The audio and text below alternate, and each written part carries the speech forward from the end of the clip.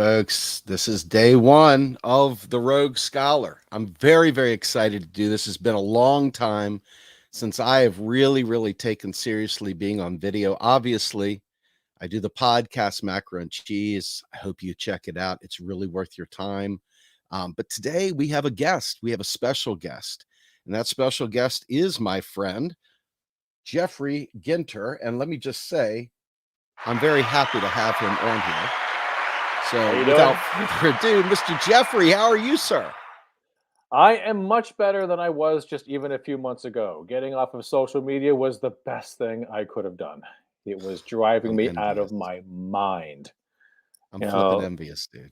well, I mean, don't be too envious because quite honestly, doing so kept me literally out of a hospital. I was this close to checking myself in because I Yeah. had lost all hope in humanity. I had lost everything. Absolutely Mm. everything. I went from loving humanity to thinking that maybe we should just probably end it. If this is who we actually are, if this is what we're choosing to be, then maybe we don't deserve to live. And that is the complete antithesis of everything that I previously self-identified as. And I recognize that social media is not reality. Social media is the worst aspects of who we are on display 24 hours a day, 7 days a week. And obviously, it's not exclusively that, but it is very much that. It is not what it could be. It is not what it No. should be. And I needed out one way or the other. And I love my wife. I love my kids. They need me. And I made a decision to make a hard break because I couldn't create anymore. I couldn't write. I couldn't create any content. Every time I sat down to write anything, I would almost pick up the laptop and throw it against the wall. Uh, but I had to stop, and it took a few months. But once I got off, uh, I came back. And I was able to just this outpouring of creativity, this outpouring of things that I have wanted to do and been in the process of doing, but uh, just couldn't complete. And now I Uh, finally completed the first of many articles that I want to write. Started it last summer, and then things happened, and I just couldn't take it anymore. And then uh, once I finally started to feel human again, I busted it out in a couple of days. Yeah. well, I happen to read it, and I appreciate you letting me read it, which is why My you're pleasure. here right now. Well, it's not the only reason. I love you, but this I love you really too. was a great article. Thank you. Mhm. But as we've talked for the longest time, right? You know, Mhm. those of us who support modern monetary theory, who are really have become evangelists, lay people, evangelists in this space. There's a lot of things out there that make people's minds twisted when they're hearing about Mm. this for the first time. It twisted Yeah. our minds, twisted my mind for sure. Yeah. But there was a lot of like untying of the Gordian knot, right? This Gordian knot of insanity that makes us see the world through a very different lens. And as we learned currency issuer, currency user Mhm. language, as we began to understand where the money comes from and how it comes to Yeah. be, this whole Medicare for all thing took center stage. Yeah. Warren Mosler has been very much a front man for this, talking about how Medicare for all at the national level is actually deflationary and should Yeah. have a tax cut to make space Mhm. for it. But Absolutely. because we have an ineffectual government, we have watched people try to find ways around doing it the right way or do it that Mm. way using the understanding of MMT, and have started with looking at state-based, local-based solutions, all in the Mhm. right frame of, all in the good heart, all wanting good things, 100%. but not fully understanding the implications of it. But you tackled this. So what I want to do is I Mhm. want you to lay the groundwork out Yeah. for why state by state Medicare ain't it. There's a couple of reasons. In fact, there's quite a few, and it starts off with, and I start off the article because I was raised in Canada, it really bothers me a great deal when people who advocate for state by state say, well, we have to do it this way. Look at Canada, they did it that way. And they didn't do it that way, at least not in the way you're trying to do it here. There were legal reasons why Canada had to do it in the provinces. Provinces, for those who don't know, is the equivalent of a state. Quebec, Ontario, Saskatchewan, these are all Canadian states. We call them provinces. The Canadian Constitution, set up in the 19th century, mandated that the states were responsible for healthcare. The federal government was responsible for maritime hospitals, which basically just means sailors who get sick at sea, when they come in, they go to a maritime hospital and the federal government picks up that check. And they're responsible for quarantine. But the provinces are responsible for everything else, absolutely positively everything else. So there was no way, even if the federal government in 1947, when they started this, even if they wanted to, they legally couldn't.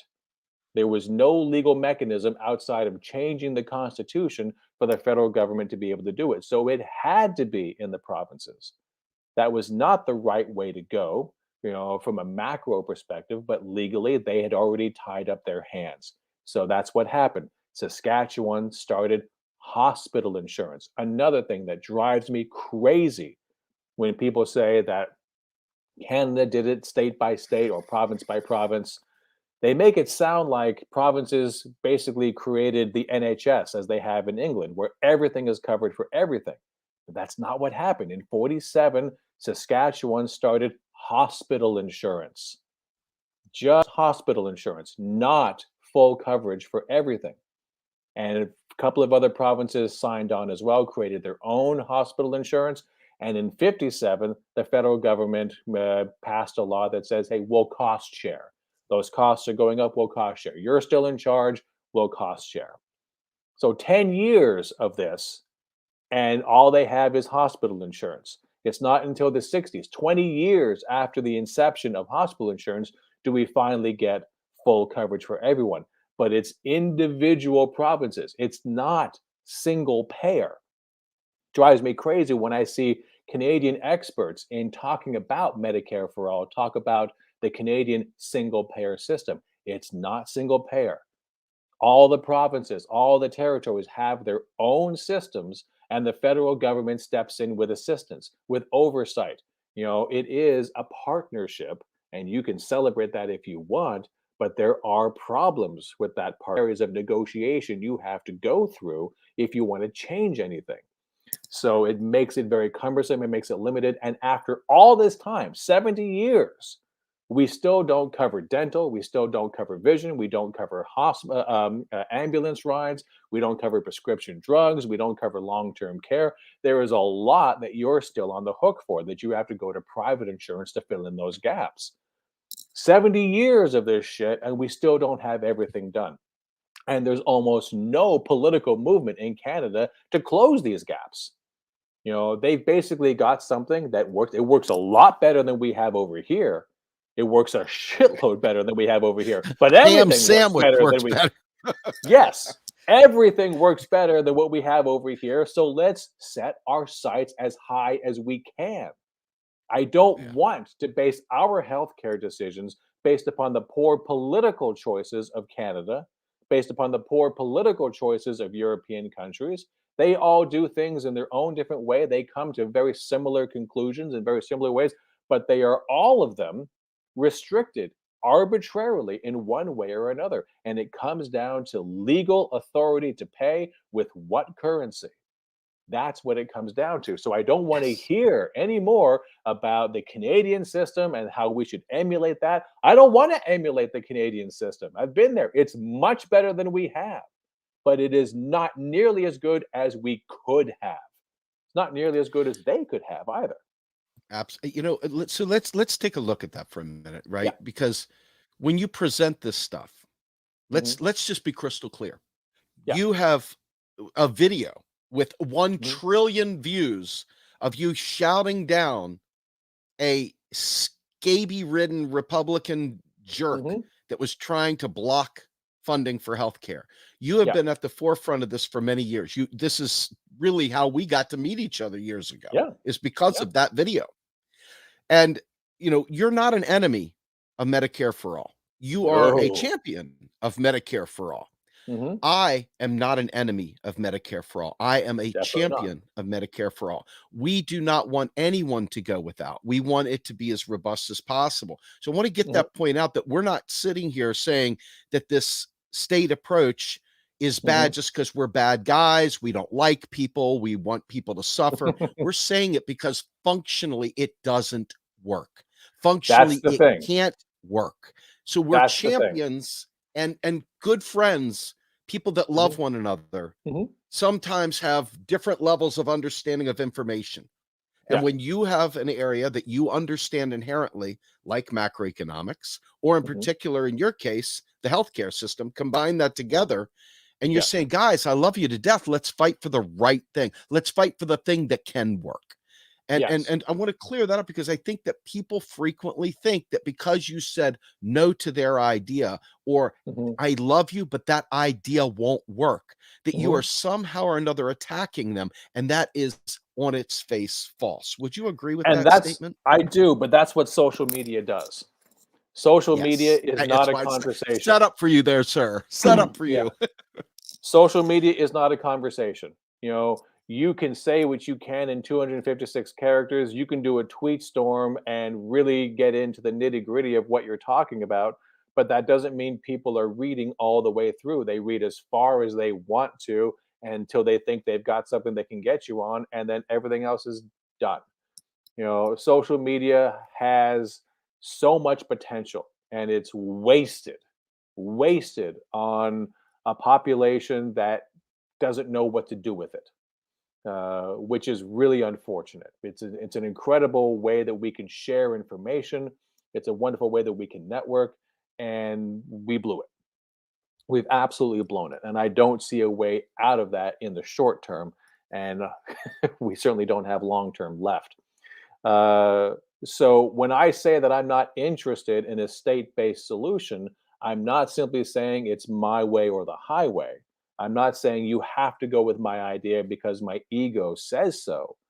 I'm saying that not only are what you advocating for is not going to work, but even if you are successful, and I say this in the article, even if you are successful, even if you do get past all the massive hurdles that any state has in order to implement their own version of single payer healthcare, and there are a lot of them, and I go through them in the article.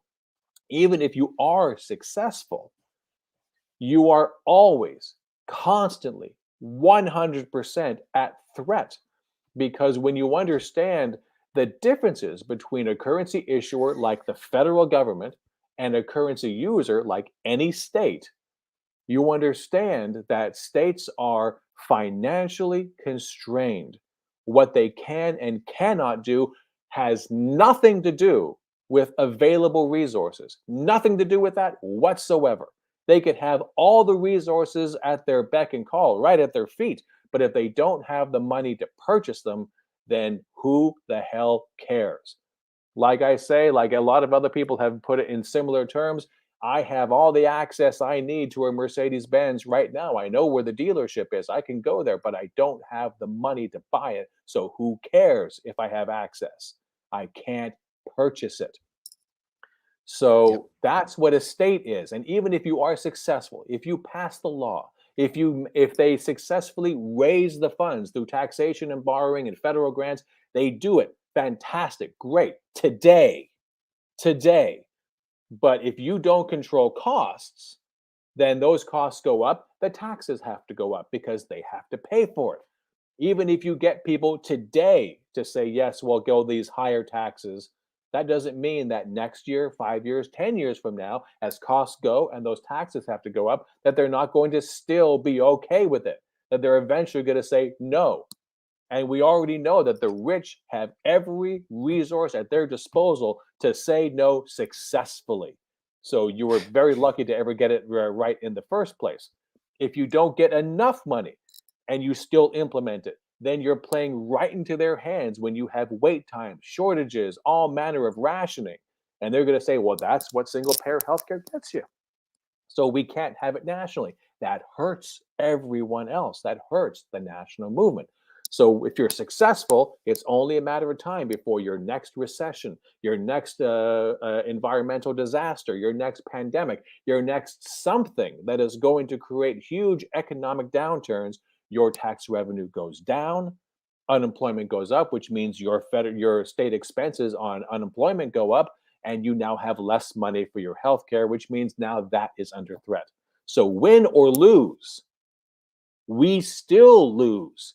Every time you go and try to get a state to pass this, every time it fails, as it does in California, in New York, in Colorado, in Vermont, that becomes fodder for Fox News, MSNBC, CNN, and everyone that wants to be against single payer. That's fodder to say that it can't work. We're handing them all the tools they need to deny us what we all agree we need.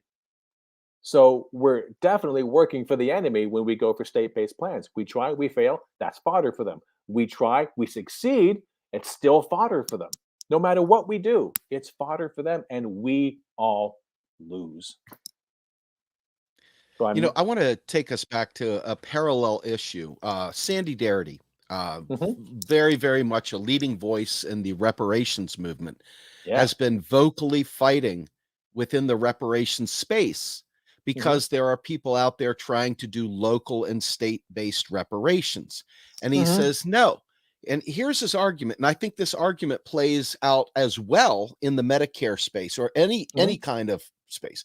What he yeah, says is this: number one, he believes it's a divisive effort that once California gets reparations, they will stop worrying about helping the other states because they got theirs, and just human nature that you don't mhm, have that same fight once once you've had a full belly, you're not yeah. interested in a second helping unless there's unless there's Well, room, right? you see But that in Canada. We don't have everything covered. Once you get a certain level of success passed, the whole political will to get the rest of it done diminishes dramatically. Yeah, that's right. And so he takes it one step further than that though, okay? And mhm, this is where this part kicks in.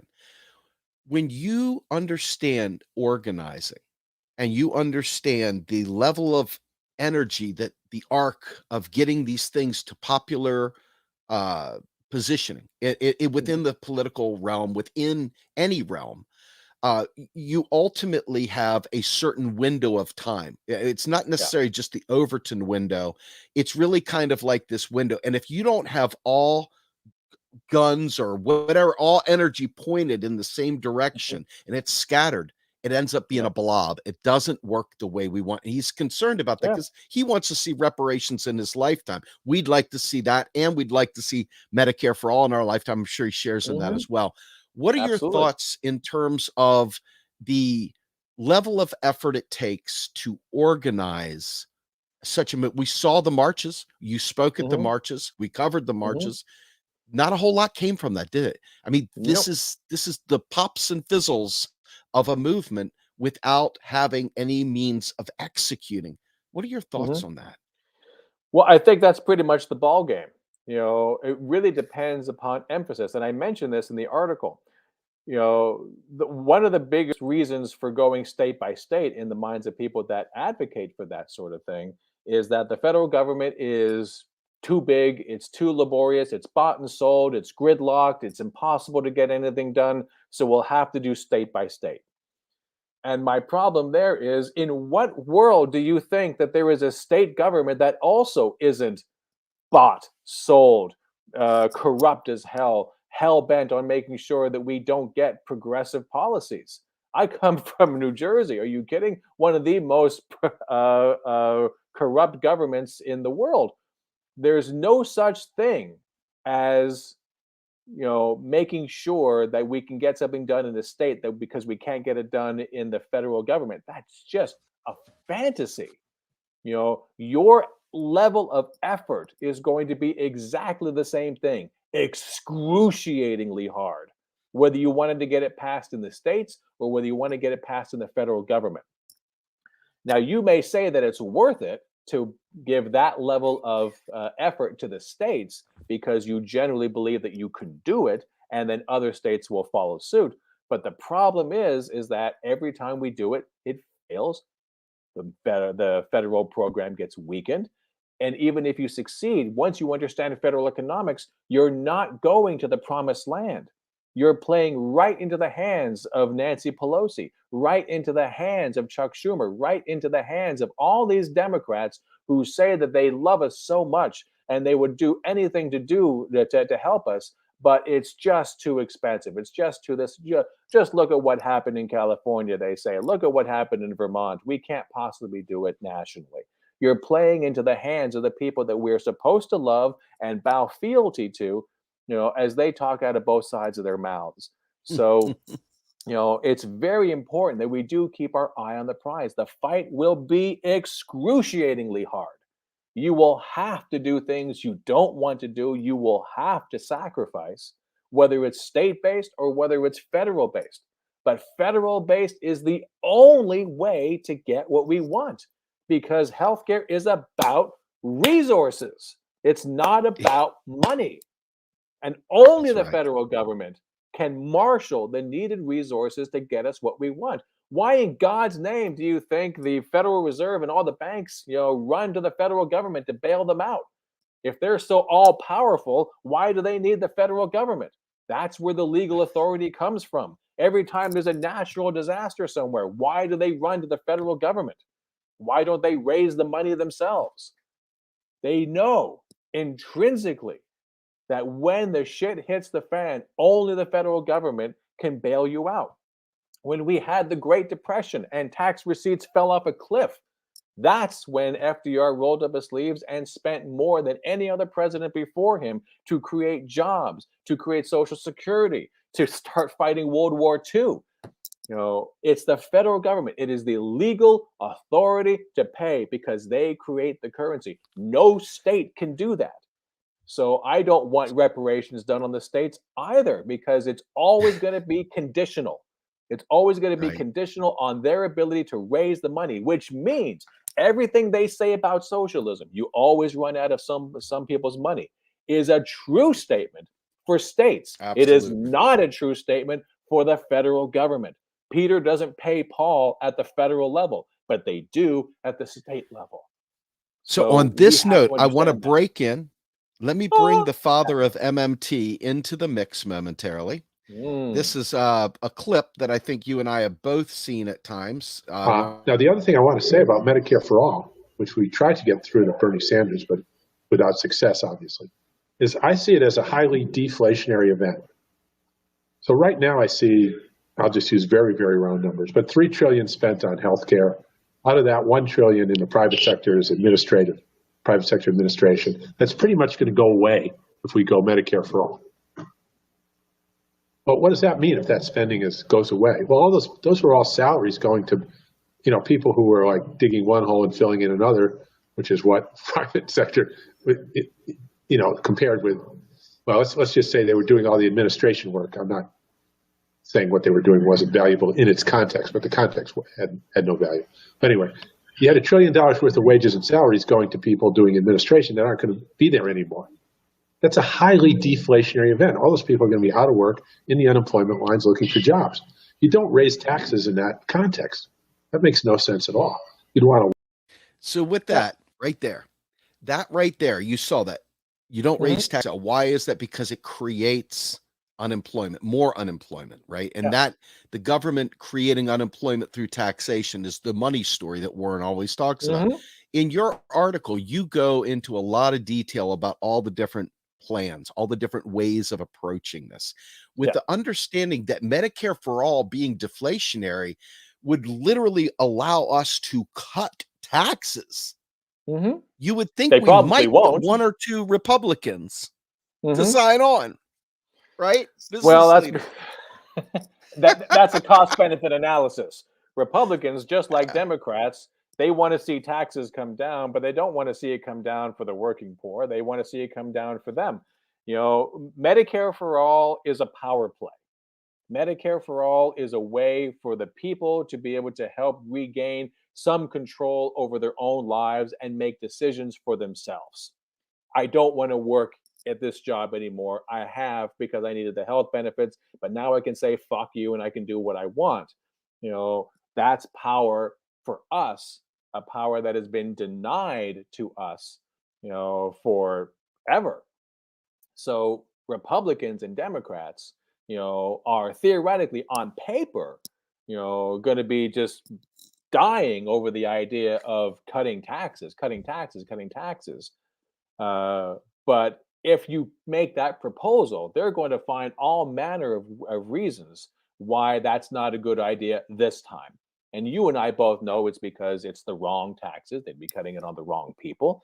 It's because of power, because we'd be able to leave the work that we don't want to be doing. We'd be able to move wherever we wanted to. We'd be able to have real power and control of our own lives. And that's not in their best interest, because it's not in the best interest of their donor class. So yes, to do Medicare for all and to do it honestly, would require a tax cut or the implementation of any number of other jobs programs, a federal job guarantee, any number of things to be able to shore up the spending power of the people who just lost that spending power. You can give them unemployment insurance, but you and I both know people spend differently when they're on unemployment. They don't Yes. just go Yes, out they do. and go on a spending spree just because you gave them money, because that's precarity. That's a precarious situation, unemployment, and everyone knows this. So you can't just simply say that they'll go in unemployment and that spending will be topped off that way.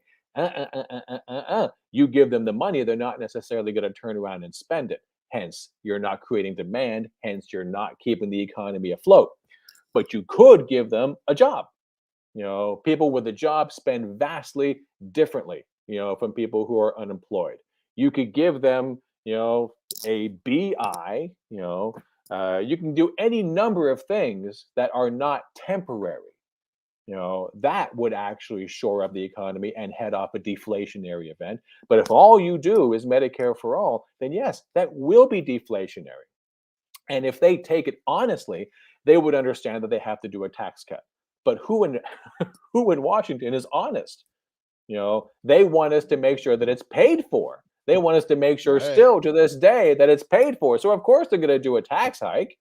Of course they're going to make us pay for it, because that's the point.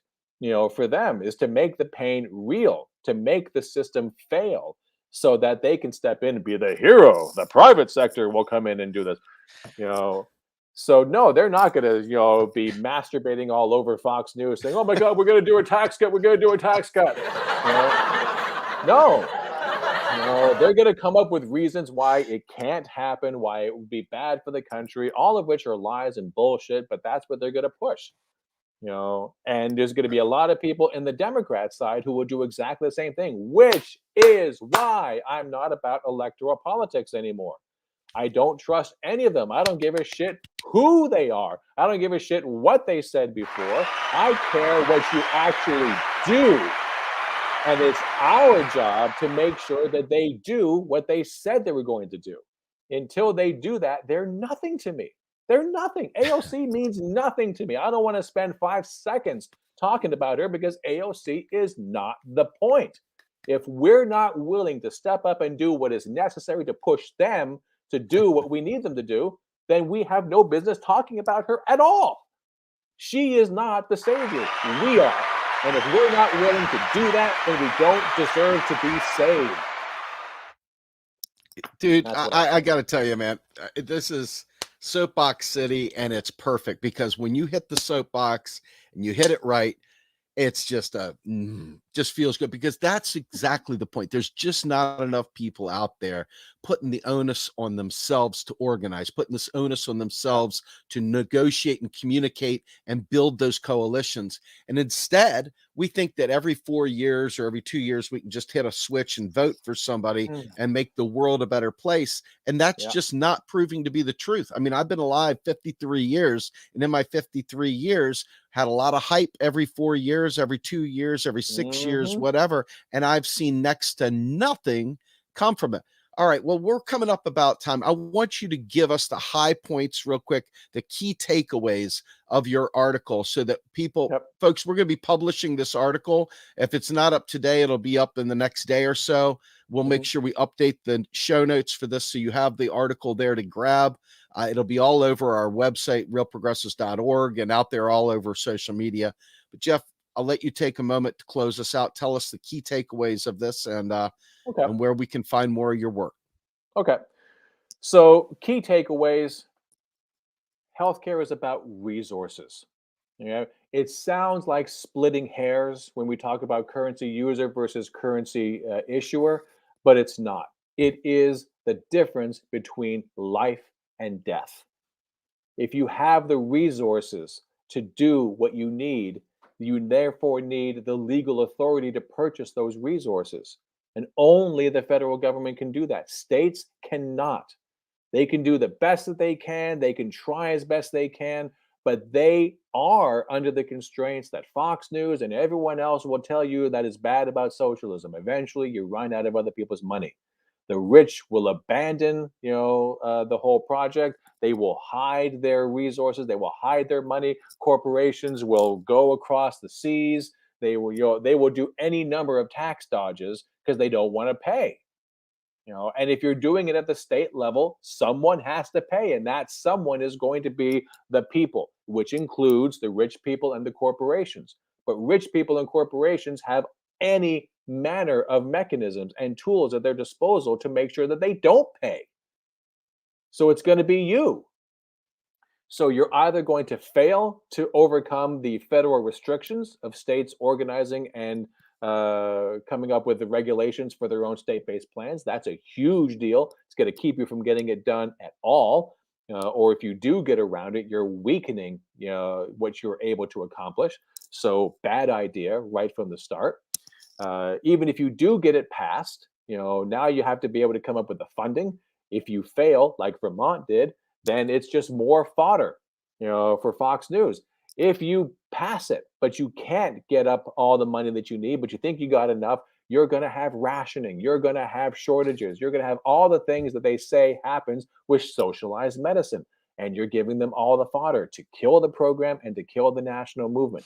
You're certainly not going to be offering much hope for other states to implement their own. Most of them can't do it. There's more states that are cash poor than are cash rich. So it's not likely to happen in most parts of the country. Even if you do succeed and you get all the money that you need, it's only a matter of time before the rug gets pulled out from underneath you as businesses decide they want to move. Happens all the time, even without a single payer healthcare plan that they have to pay for. They always want to go to the state that has the least amount of tax burden. They're always shifting around, which is why states are just the race to the bottom, which is why states were just falling over themselves trying to attract Amazon, who was demanding a practically near zero state tax base for just a few measly thousand low-paying jobs in exchange. So you're always, always, always under threat of losing everything you fought for with single-payer healthcare at the state level because it's the states. Now, I cannot overemphasize this. If we do it at the federal level, it is always going to be under threat too. But that will be politics, not finance.